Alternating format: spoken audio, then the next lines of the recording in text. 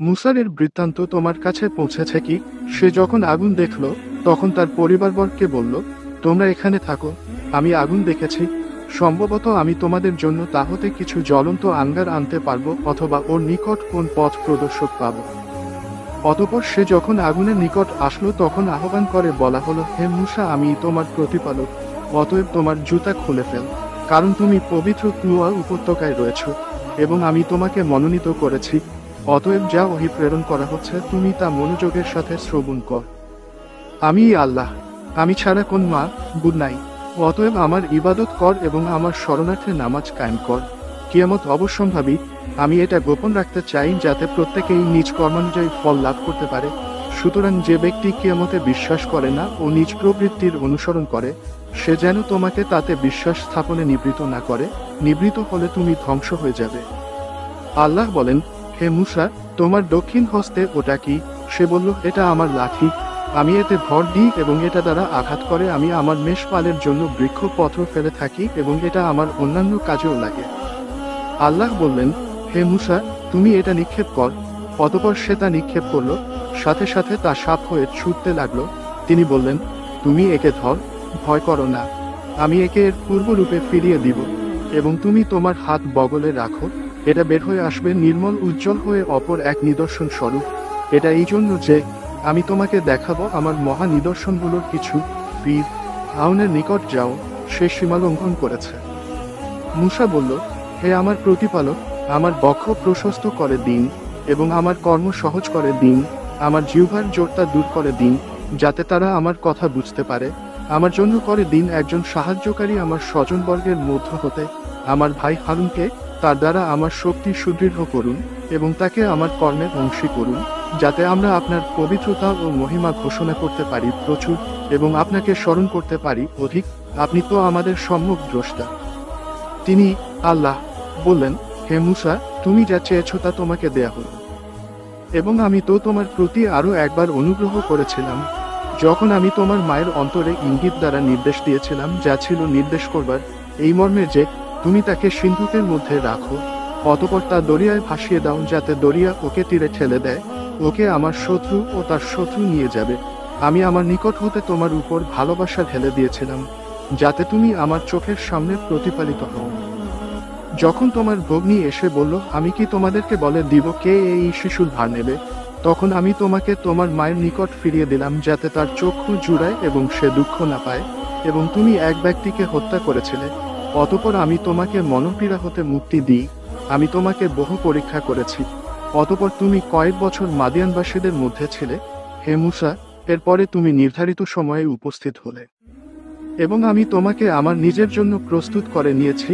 তুমি ও তোমার ভাই আমার নিদর্শনসমূহ সহ যাত্রা শুরু কর এবং আমার স্মরণের শৈথিল্য করো না।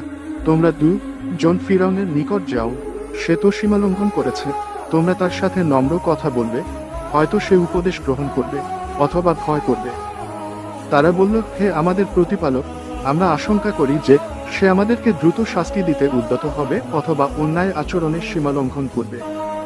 তিনি বললেন, তোমরা ভয় করো না, আমি তো তোমাদের সঙ্গে আছি, আমি শুনি ও আমি দেখি। সুতরাং তোমরা তার নিকট যাও এবং বল, অবশ্যই আমরা তোমার প্রতিপালকের পক্ষ থেকে প্রেরিত রাসূল। সুতরাং আমাদের সাথে বানি ইসরায়েলকে যেতে দাও এবং তাদের কষ্ট দিও না। আমরা তো তোমার নিকট এনেছি তোমার প্রতিপালকের নিকট হতে নিদর্শন এবং শান্তি তাদের প্রতি যারা সৎ পথের অনুসরণ করে। আমাদের প্রতি ওহী প্রেরণ করা হয়েছে যে শাস্তি তার জন্য যে মিথ্যা আরোপ করে ও মুখ ফিরিয়ে নেয়। ফিরআউন বলল, হে মুসা, কে তোমাদের প্রতিপালক? মুসা বলল, আমাদের প্রতিপালক তিনি, যিনি প্রত্যেক বস্তুকে তার যোগ্য আকৃতি দান করেছেন, অতঃপর পথ নির্দেশ করেছেন। ফিরআউন বলল, তাহলে অতীত যুগের লোকদের অবস্থা কি? মুসা বলল, এর জ্ঞান আমার প্রতিপালকের নিকট লিপিবদ্ধ আছে। আমার প্রতিপালক ভুল করেন না এবং বিস্মৃত হন না। যিনি তোমাদের জন্য পৃথিবীতে করেছেন বিছানা এবং তাতে করে দিয়েছেন তোমাদের চলবার পথ, তিনি আকাশ হতে বাড়ি বর্ষণ করেন এবং তা দ্বারা বিভিন্ন প্রকারের উদ্ভিদ উৎপন্ন করেন, তোমরা আহার কর ও তোমাদের গবাদি পশু চড়াও।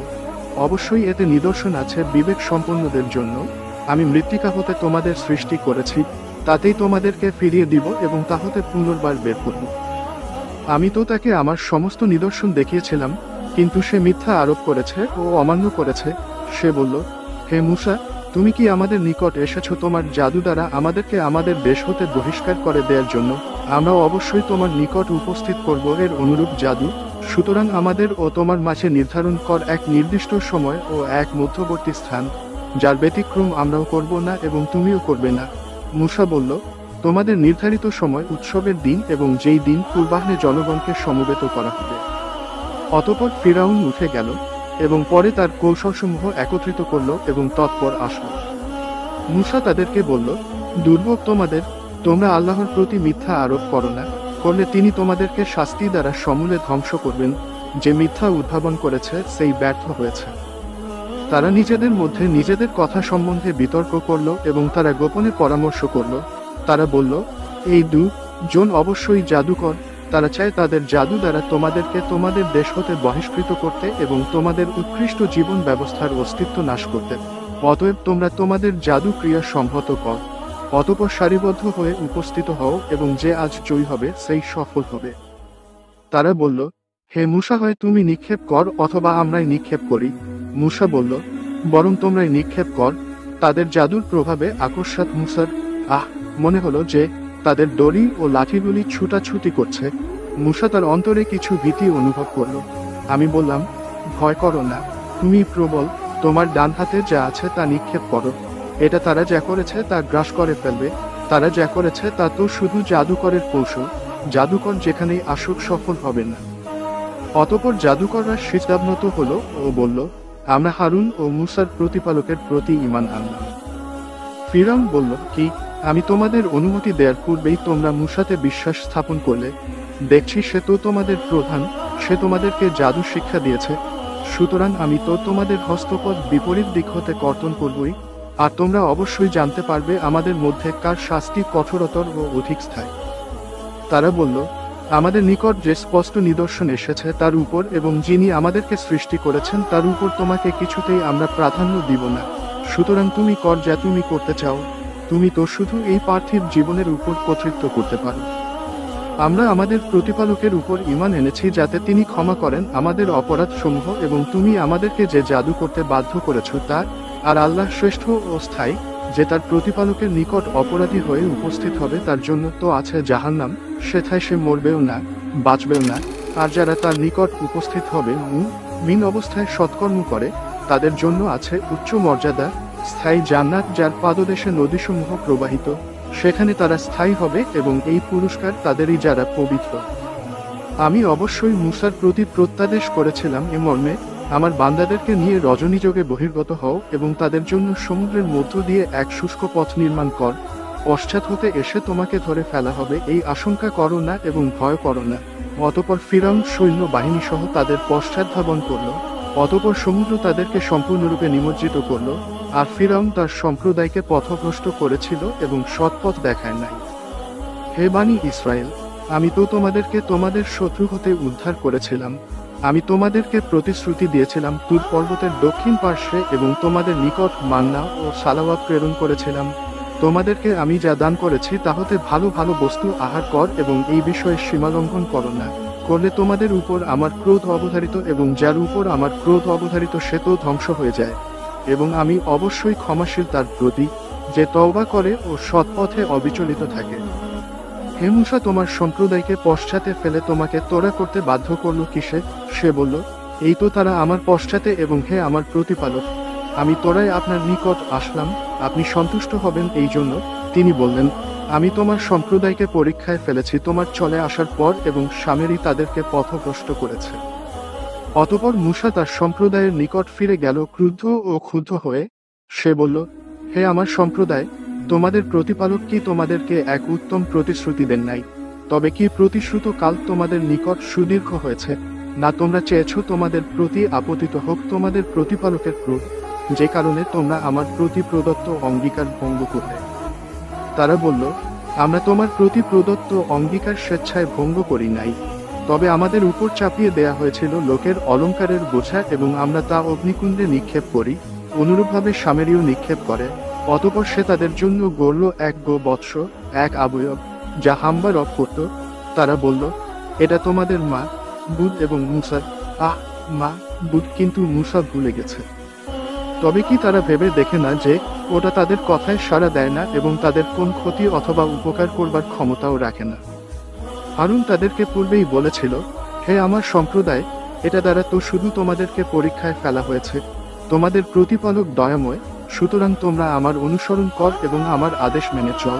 তারা বলেছিল, আমাদের নিকট মূসা ফিরে না আসা পর্যন্ত আমরা এর পূজা হতে কিছুতেই বিরত হব না। মূসা বলল, হে হারুন, তুমি যখন দেখলে যে তারা পথভ্রষ্ট হয়েছে তখন কি সে তোমাকে নিবৃত করলো আমার অনুসরণ হতে? তবে কি তুমি আমার আদেশ অমান্য করলে? হারুন বলল, হে আমার সহোদর, আমার দাড়ি ও কেশ ধরে আকর্ষণ করো না। আমি আশঙ্কা করেছিলাম যে তুমি বলবে তুমি বানি ইসরায়েলের মধ্যে বিভেদ সৃষ্টি করেছ ও আমার বাক্য পালনের যত্নবান হও নাই। মূসা বলল, হে সামেরি, তোমার ব্যাপার কি? সে বলল, আমি দেখেছিলাম যা তারা দেখে নাই। অতঃপর আমি সেই দূতের, জিব্রাইলের পদচিহ্ন হতে এক মুষ্টি ধুলা নিয়েছিলাম এবং আমি তা নিক্ষেপ করেছিলাম, আর আমার মন আমার জন্য শোভন করেছিল এইরূপ করা। মূসা বলল, দূর হও, তোমার জীবদ্দশায় তোমার জন্য এটাই রইল যে তুমি বলবে আমি অস্পৃশ্য, আমাকে স্পর্শ করবে না, এবং তোমার জন্য রইল এক নির্দিষ্ট কাল, তোমার বেলায় যার ব্যতিক্রম হবে না, এবং তুমি তোমার সেই মা বুধের প্রতি লক্ষ্য কর যার পূজায় তুমি রত ছিলে। আমরা ওকে জ্বালিয়ে দিবি, অতঃপর ওকে বিক্ষিপ্ত করে সাগরে নিক্ষেপ করবই। আমাদের মা বুধ তো শুধুমাত্র আল্লাহই, যিনি ছাড়া অন্য কোন সত্য মা বুধ নাই, তার জ্ঞান সর্ববিষয়ে ব্যাপ্ত। পূর্বে যা ঘটেছে তার সংবাদ আমি এভাবে তোমাদের নিকট বিবৃত করি, এবং আমি আমার নিকট হতে তোমাকে দান করেছি উপদেশ। এটা হতে যে বিমুখ হবে সে কেয়ামতের দিনে মহাভার বহন করবে, তাতে তারা স্থায়ী হবে, এবং কিয়ামতের দিন এই বোঝা তাদের জন্য কত মন্দ।